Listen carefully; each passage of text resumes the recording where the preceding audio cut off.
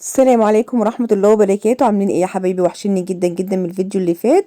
عملت ايه؟ عملت حاجات كتير، عملت حلويات ما شاء الله اللهم بارك. بصوا عملت مربى المخلل. مربى مخلل، والله عملت شوية ليمون قضاليا. بصوا مربى جميل جدا. وعملت مخلل مشكل، وعملت الليمون العادي بالعصفر وحبة البركة والفلفل كده الاحمر، هيعجبكم جدا. المهم هنا انا جبت ايه؟ جبت تشكيلة مخلل. جبت ايه؟ جبت كيلو من اللفت، وكيلو من الجزر، وكيلو من الخيار. تمام. هبتدي بقى اقطعه كده تقطعات كده ايه صغيره، مكعبات زي اللي بنشتريه من بره بالظبط. تمام. وجبت واحده كرنبيطه، خدت زي نصها كده قطعته زهر. هتشوفوه معايا دلوقتي، خليكم معايا لغايه اخر الفيديو ان شاء الله هيعجبكم. ما تنسوش بقى اللايك والشير والسبسكرايب عشان يوصلك مني كل جديد. وهنا كل اللي انا عملته، كنت نقع الليمون ده بعد ما غليته غلوه، فاهمين؟ يعني الليمون الصغنون ده اللي هو الليمون العادي اللي احنا بنعصره عادي، بعد ما غليته غلوه كده فضلت اغير عليه الميه ايه لمده يومين. كل ما اخش المطبخ اغير عليه ايه الميه، يعني مش صبح وليل، لا، كل ما اخش المطبخ عشان يحلو بسرعه. والحله اللي ورا دي الحمرا دي ليمون قضاليا حلو جدا برضك. سلقته وغيرت عليه الميه مره واحده عشان هو مش بيبقى ممرر زي الليمون ده. حلو جدا، هيعجبكم. طريقه سهله وبسيطه، والمخلات بتبقى عندك في البيت كده. بصوا حلوه قوي. انا قلت لكم اخر فيديو هبتدي انزل لكم كل الحاجات، بس إيه ساعات بعمل كله في يوم واحد، بس مش برضه خليكم تتوهوا مني.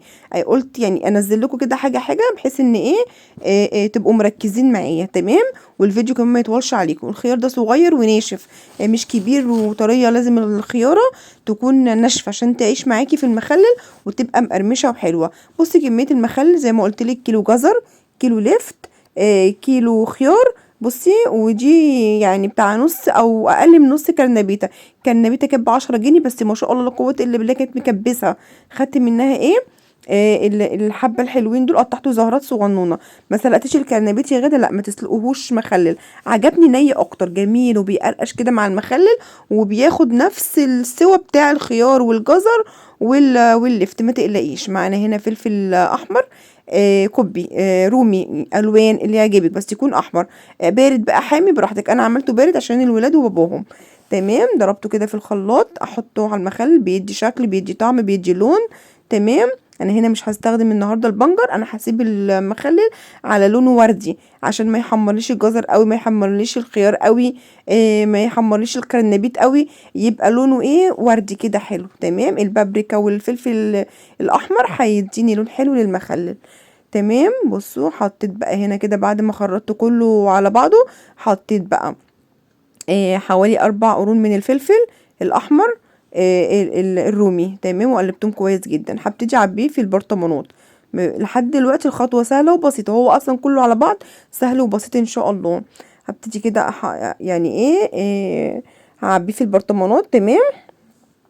هنا بقى خليت برطمان كبير مش حامي، وهعمل برطمان كده صغير حامي. هنا بخرط فلفل حامي عشان يعني اللي حابب ده ياكل واللي حابب ده ياكل، بس احنا عندنا الاغلبيه مش بيحب الحاجه حاميه. بس يعني المخلل الحامي برضو بيبقى ليه طعم كده، فاهميني؟ طلعي بقى كل البرطمانات يلا اللي عندك بقى، وابتدي بقى خللي وجهزي. تمام. وزي ما قلت لك ابتدي فرزي كده شويه حاجات عشان الشهر الكريم ان شاء الله. كل سنه وانتم طيبين. هنا ده كده ان شاء الله هياخدهم باذن الله. هعبيهم بسرعه، مش هياخدوا مني اي وقت، ما خدوش مني وقت خالص. اهم حاجه تكوني فاضيه ما وراكيش حاجه علشان ما تهلكيش نفسك. تمام. انا جبت كده وحاولت كده انظم الفيديو كده على قد ما اقدر، وهنزل لكم منه كل يوم حاجه انا عملتها. لسه بقى ان شاء الله باذن الله هنفرز بقى شويه حاجات مع بعض. تمام. والطماطم يا جماعه النهارده والله بتاع الطماطم قال لي يا مسلمه هترفع، الطماطم هتبتدي ترفع، فهاتوا شويه طماطم وصلصوهم. هنا قلت اقطعهم بس. سلمى بنتي طالبه مني طلب غريب، طالبه عايزه ليمون مخلل مقسوم نصين. يعني بعد ما تسلقيه يا ماما ما تخليش الليمونه بحالها، اسلقي يعني اقسميها نصين. حاضر هنقسمها نصين. بس عايزه اقول لكم بقى والله كانت فكره جميله جدا، فاهميني؟ هنا معايا كده فلفل احمر انا طحناه، كنت شايلاه في الفريزر. معانا عصفر وحبه البركه.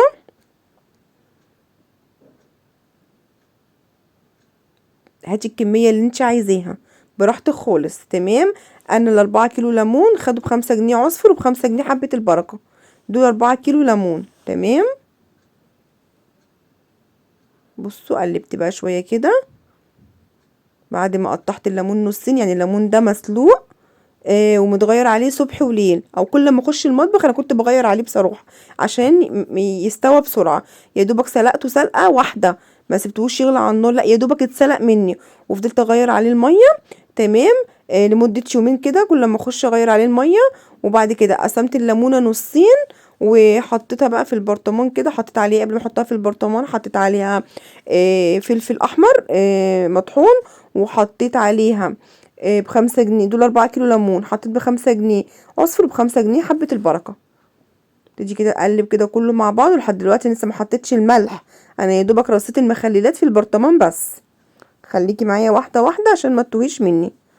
ادي اول برطمان، يعني هعملاه برضو برطمان كبير، وهعمل برطمان صغير هخلط بقى فيه فلفل حامي، عشان برضك اللي عايز ده ياكل واللي عايز ده ياكل. تمام. بصوا زي الفل. ابتدي كده حطي كده شمال ويمين، بس تسيبيش البرطمان مفرغ منك. الليمون بقى زي ما قلت لكم كده بينفع جنب حاجات كتير، يعني بينفع جنب كل الخضار الاحمر. ممكن تاكلي معاه ليمون. السبانخ بتحب الليمون جدا، الفلافل، الفول، العدس، الحاجات دي بتحب الليمون جدا. تمام. نحط كده شويه من الخلطه. بصوا الخلطه شكلها ولا الريحه كانت جميله. هنا بقى حطيت فلفل حامي، وبعد كده حطيت ليمون. تجي بقى اخلص البرطمان كله. تيجي كده رصي زي ما قلتلك، ما تسيبيش فراغات. والمره التانية انا عجبني ان الليمونه تتقسم نصين، بجد بصراحه كان اختراع حلو قوي من سلمى، بس مش عارفه شافته فين، طلبته مني وانا عملته لها. بصوا تمام كده. حاولي كده طول ما انتي بتاخدي الليمون تلمي معاه كده شويه من الخلطه. حطيت فلفل وليمون وفلفل وليمون لحد ما خلصت كل كميه الليمون، هركنها على جنب. وهتجيبي الليمون القضاليا. تمام. حلو جدا الليمون بقى القضاليا ده ما بياخدش سوا، هو اصلا خلاص كده تعتبر في يعني الوقت اللي خللتيه فيه هو استوى فيه.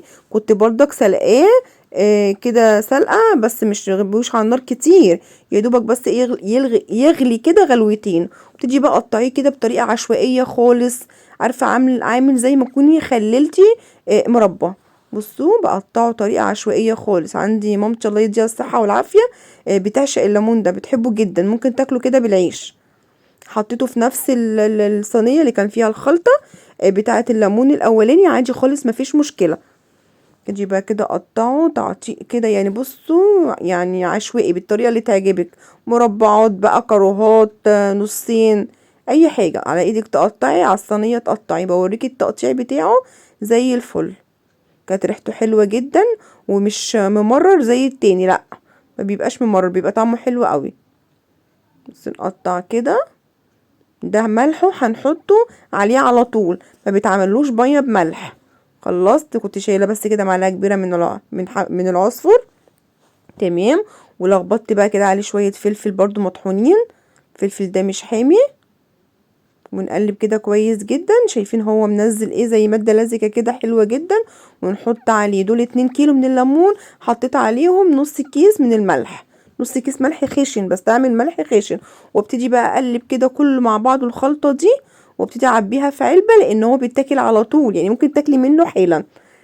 تمام. وتحطيه بقى في التلاجة، تطلعي بقى منه كده بمعلقه نضيفه جنب حبه فلافل، جنب فطار، جنب شويه جبنه، شويه فول، شويه عدس، بص شويه بصاره. بصوا بيبقى يعني تحفه، بيتاكل بالعيش يا جماعه، حاجه كده وهم. بصوا هنا بقول لي بصي انا همسك لك كده الصينيه وانتي نزلي، بس اهم حاجه نزلي كل المربى دي مربى يا جماعه، مربى. بصوا جميل ازاي، وريحته كانت حلوه جدا في العلبه على طول. ده مش محتاج بقى ميه ولا حاجه، ده خلاص كده اتخلل بالنسبه لنا. بصوا بقول لكم هو المخلل، نركن بقى ده على جنب، وتعالوا بقى نعمل ميه المخلل. انا هقول لكم زي ما قلت لكم قبل كده على المخلل، هقول لكم على كل لتر الكميه بتاعته. معايا هنا بتاع معلقتين حلوين كبار كده من البابريكا، انا مش هستعمل بنجر، انا هستعمل بابريكا. تمام. طب بتستعملي ايه يا غدا؟ لكل لتر ميه مخلل، كل لتر ميه مخلل عليها 4 معالق كبار من الملح، معلقه كبيره من السكر، معلقه كبيره من الخل، ربع معلقه صغيره من الملح الليمون. تمام. تاني، لكل لتر ميه مخلل، لكل لتر 4 معالق كبار من الملح الخشن، معلقة كبيرة من السكر، معلقة كبيرة من الخل، ربع معلقة صغيرة من ملح الليمون. تمام، لكل لتر مية. شوفي انت بقى كمية المخلل اللي عندك عايزة كام لتر. انا كنت عارفة مخللي عايز كام لتر. تمام، اتمنى ان كنتوا تجربوا المخلل ده، حلو جدا جدا. واستنوني ان شاء الله في فيديوهات كتيرة باذن الله هتعجبكم. هقلب بقى كل المية دي في الحلة اللي هي غدا كنت غليها من بالليل. تمام، يعني كنت غليها قبلها بيوم بالليل، وسبتها بقى تبرد، وقمت تاني يوم اشتغلت بيها. احلى مخلل تاكليه ويفضل معاكي عايش وجميل، اغلي ميته سيبيها تبرد. دي بصوا، يعني قاعده ومعلومه. يعني مش عايزه اقول لكم والله، مش هعمل بقى زي بقى اقول لكم ده انا جايباها من المصنع وجايباها من المصانع، انا جايباها من شيف كبير والله بجد. يعني نصحني ان انا فعلا اغلي ميه المخلل. هدور بقى كده على الكياس، اجيب كده اكياس، اخد نص كيس لكل برطمان، واكمر البرطمان كويس. نص كيس، ها كيلو كياس بقى ب60 جنيه. ادي اول برطمانين خلصوا. نفس الميه هعملها لليمون زي ما قلت لكم. امشي على المقادير بتاعه الميه اللي قلت لكم عليها، هتاخدوا ميه الليمون او ميه المخلل عامه مظبوطه. بصوا ما شاء الله الليمون شكله حلو جدا. حلو، اسعاره حلو، لسه مغليش، لسه ب10 جنيه زي ما هو. الحقي هاتي واعملي، وان شاء الله باذن الله ربنا يحسن ما بين ايديكي. تمام، متخليش حاجه باينه كده، لازم تبقى كامره كده البرطمان. تمام، عشان يطلع معاكي حلو. الليمون هياخد زيت، المخلل المشكل ما خدش زيت، بس الليمون والزيتون لازم ياخدوا زيت. تمام، بصوا لقيته لا ناقص حبه ميه، قلت اكمله. هبتدي برضك احط كده اكياس على البرطمان، واكمر البرطمان كويس. تمام، يا رب الفيديو كده يكون عجبكم. ما تنسونيش بقى في اللايك والشير والسبسكرايب عشان يوصلك مني كل جديد. نقفل كده البرطمان كويس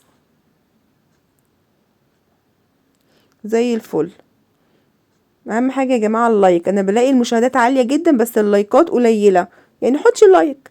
وادي البرطمان وادي الليمون، بصوا هوريهولكم من قريب حاجه كده وهم يا جماعه، مربى مربى. ما شاء الله لا قوة الا بالله. ادي المخلل البارد، وادي الحامي، وادي الليمون الحامي والليمون البارد. والسلام عليكم ورحمة الله وبركاته.